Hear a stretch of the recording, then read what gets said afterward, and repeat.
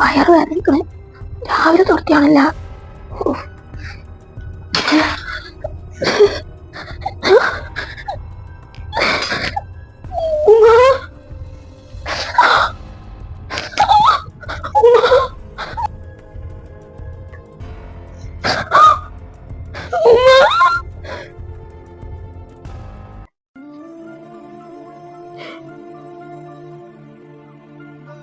ഓ, അടങ്ങി ഒതുങ്ങിയിട്ടെ ആ ഡോക്ടർ പറഞ്ഞ മാതിരി ഇവിടെ നിൽക്കുകയെന്നുണ്ടെങ്കിലേ ആ കുഞ്ഞ് നഷ്ടപ്പെടും.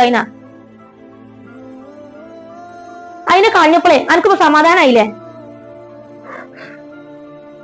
ആ, അതുമ്മ പറഞ്ഞതേ ശരിയാണ്.